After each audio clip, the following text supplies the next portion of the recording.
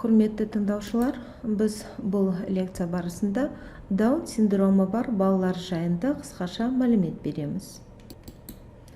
Даун синдромы бұл 21 жұп хромосомалардың қалыпты 2 көшірмесінің орнына 3 көшірмесімен көрінетін геномдық патологиялардың бір түрі. Сондықтан адам кариотипті қалыпты 46 хромосома орнына 47 хромосомадан тұрады. Синдром ауруы 1866 жылы алғашқы рет сипатталған ағылшын дәрігері Джон Даунның есімімен аталған. Синдром сөзі белгілер мен қасиеттердің жиынтығы деген мағынаны береді. Даун синдромымен ауыратын адамдардың халықаралық күні алғаш рет 2006 жылдың 21 наурызында өткізілді. Мерекенің күні мен айы жұп хромосоманың реттік номері мен санына байланысты таңдалған болатын. Даун синдромына тән бірқатар негізгі белгілері бар. Мұнда баланың бетінің жалпақ болуы, бұл 90% балада кездессе, брахицефалия бұл 81%-ында. Ал нәрестелер мойындағы тері қатпарлардың болуы 81%-да. Эпикантус, яғни көз ойығының медиалды бұрышын жауып тұратын вертикалды қатпарлардың болуы бұл 80% балаларда. Сондай-ақ буындардың аса қозғалмалылығы, аяқ қолдың қысқалығы сынды бірқатар көрсеткіштері бар. Мұндағы Даун синдромына байланысты түсініктер мен дағдылардың баяу қалыптастыруы және бірнеше ұғымдарды бір мезгілде қабылдап, өзара байланысын анықтау жұмыстары жүргізіледі. Түсініктер мен дағдыларды баяу қалыптастыруда бұл қабылдау қарқынының төмендеуі және жауаптардың баяу қалыптасуы. Материалдарды игеру үшін көптеген қайталанулардың қажеттілігі, яғни бала бір айтқаннан қабылдай қоймайды. Сол себептен де бала қабылданға дейін бұл тақырып көлеміне бірнеше мәрте қайта оралып, баланың санасында қайта жаңғыртып тұру қажеттілігі туындайды.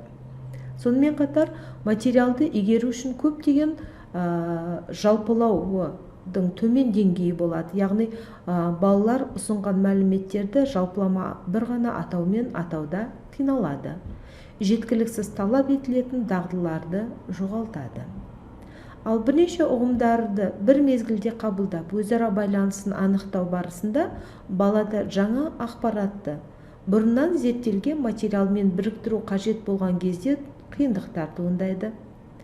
Меңгерілген дағдыларды бір жағдайдан екінші жағдайға ауыстырғанда тағы да қиындықтар туындайды. Өйткені бала мән-жайларды ескеретін икемді мінез-құлықты үлгілермен, яғни бірнеше рет қайталанатын әрекеттерді жаттап алған бір типті мінез-құлықпен алмастырады. Сондай-ақ тақырыптың бірнеше белгілерімен жұмыс істеуді немесе әрекеттер тізбегін орындауды қажет ететін тапсырмаларды орындауда қиналады. Сондай-ақ әртүрлі салалардағы, яғни тірек қимыл, сөйлеу, әлеуметтік эмоционалды ерік-жігерді дамыту әрекеттерінде баланың біркелкі дамымауы және танымдық дамудың басқа салалардың дамуымен тығыз байланысы нақтыланады. Келесі бұл пәндік практикалық ойлаудың ерекшелігі. Біртұтас бейнені, яғни көру, есту, сезімталдық әрекеттер арқылы біртұтас бейнені құру үшін бір уақытта бірнеше анализаторларды қолданудың қажеттілігі туындайды. Өйткені көрнекі дене талдауы ең жақсы нәтиже береді. Яғни бала үшін ең жақсы түсінік бұл ересек адамға еліктеу арқылы немесе онымен бірге жасаған әрекеті. Сонымен қатар сезімталдықтың төмендеуімен және жиі кездесетін көру және есту қабілетінің бұзылуымен байланысты сенсорлық қабылдаудың бұзылуы орын алады.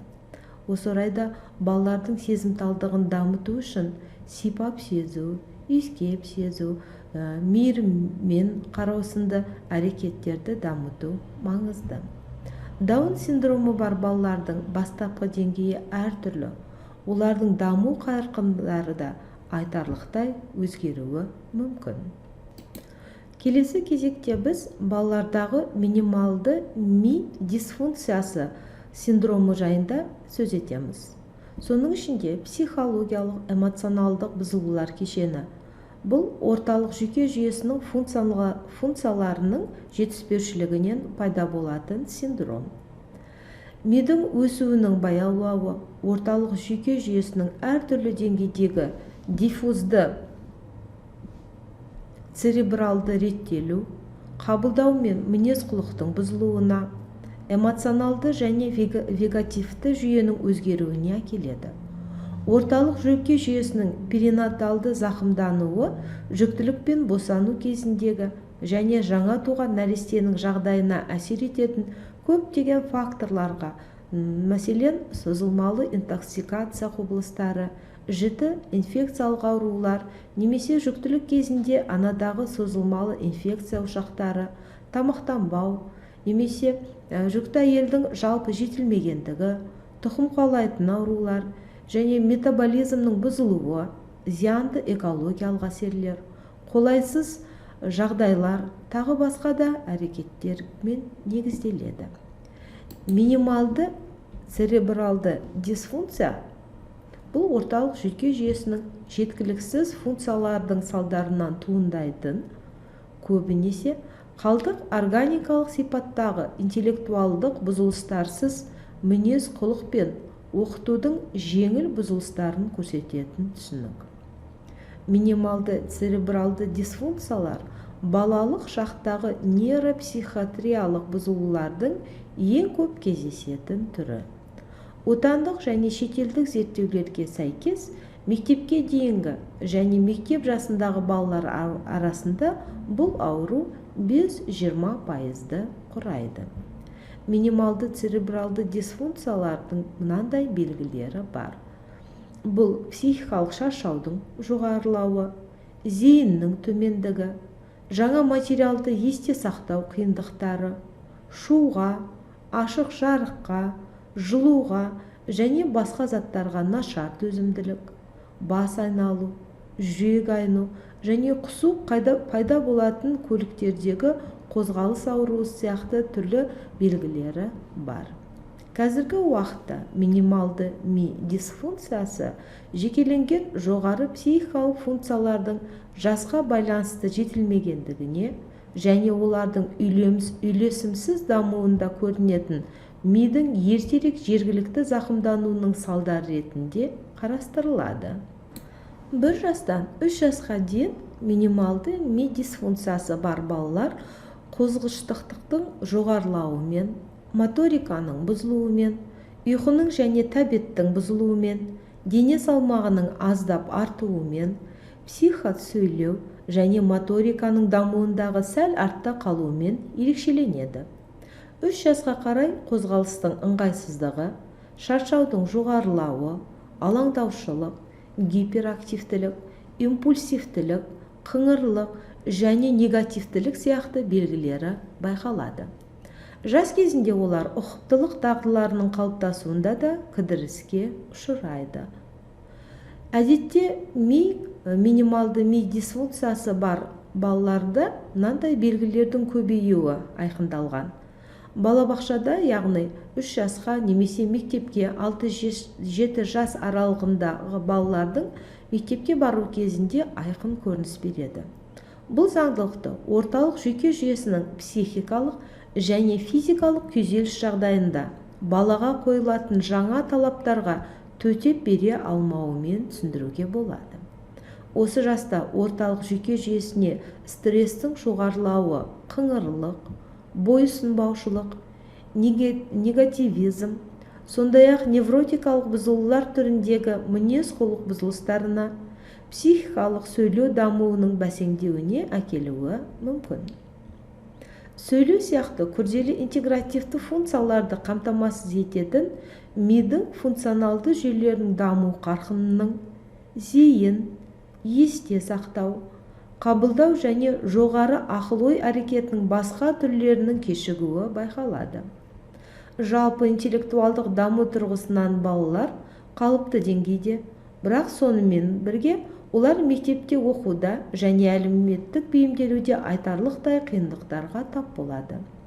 Ми қыртысының жекеленген бөлімдерінің фокальды зақымдалуы, дамымауы немесе дисфункциясы салдарынан балалардағы сөйлеудің дамуы, жазу дағдысының қалыптасуы, яғни дисграфия, оқу дағдысы, дислексия, санау, дискалькуляция тағы басқа түрінде көрініс береді. Мектеп қабырғасына келген балада оқыту қиындықтары мен мінез-құлық бұзылулары бірінші кезекте айқындалады. Минималды ми дисфункциясы бар балаларда сәтсіздік, өзіне өзі күмәндану сезімдер артып, өзін-өзі бағалауы төмен болады. Көбінесе олар қарапайым және әлеуметтік фобиялар, менмендік, қарсылық және агрессивті мінез-құлыққа ие. Жасөспірім шағында балалардың отбасы мен мектептегі қарым-қатынастарында қиындық туындап, оқу үлгерімі нашарлайды. Алкоголь мен есірткіге деген құштарлық пайда болады. Максималды дәрежеде минималды ми дисфункциясы бар балалардың белгілері мектептің бастауыш сыныптарында пайда болады. Қозғалыштықтың жоғарылауы, тыныштық, шашыраңқылық, көбіне бір секундқа тыныш отыра алмауы, басқа балалармен бірге секіріп жүгіре алмауы, үнемі алаңдап басталған жұмысты аяқтамай, бір сабақтан екінші сабаққа оңай ауысады.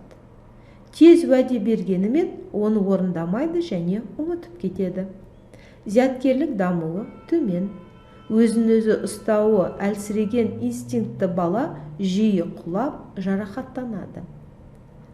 Минималды ми дисфункциясы бар балаларға міндетті түрде холериктік темперамент болмайды. Себебі бір қарағанда солай болып көрінуі мүмкін, бірақ бұл баланың өзіндік ерекшелігімен байланысты айқындалады. Дұрыс жасалған қарым-қатынас пен түзетушілік әрекеттер нәтижесінде уақыт өте келе белгілер жойылып, балалар нормадан ауытқусыз жасөспірімдерге, ересектерге айналады. Көптеген зерттеулердің нәтижесіне сүйенсек, балалардың 25%-дан 50%-ға дейінгі бұл синдромды жеңіп шыққандығы айқындалған. Ал енді бір бөлігі 50% немесе одан жоғарғысы күнделікті өмірдегі проблемаларға, яғни жазатайым оқиғалардың, ажырасулардың, жұмыс орнындағы өзгерулердің жиілігі, тағы басқа да себептерге жиі ұшырайды. Ересектерде ауыр асқынулар жеке тұлға немесе қоғамға қарсы өзгерістер, алкоголизм және тіпті психикалық жағдайлар түрінде дамиды. Осы орайда біз мектеп қабырғасындағы балаларға білім беру жүйесінде ата-ана мен мұғалімдерге мынандай ұсыныс айтамыз. Ең алдымен күннің режимін қадағалаңыз. Баланың ұйықтауға және серуендеуге жеткілікті уақыты болуы керек. Тіпті сабақ кестесін даярлау барысында да осы ерекшеліктерді еске алу қажет. Бала шулы және ашық ойындардан аулақ болу керек. Әсіресе ұйықтар алдында аса қозғалысқа бейім болмағаны жөн. Басқа адамдармен байланыс санын шектеңіз. Баланың бөлмесін сабырлы, орташа түстермен, қосымша жиһазбен ойыншықсыз түс қағаздармен безендіріңіз. Жиһаз қарапайым және берік болуы керек. Ұзақ сапарлардың алдын алуға тырысыңыз. Бас жарақаттарын болдырмайтындай жүзу, гимнастика сынды спорт түрлерімен айналысуға кеңес беріледі. Марапаттау мен жазалаудың икемді жүйесін қолданыңыз. Баланы жігерлендіріп, өзіне деген сенімділігін арттыруға әрекет етіңіз. Сабақтар күннің алғашқы жартысында жүргізіледі. Жалпы жүктемесін азайтыңыз. Назар аударуды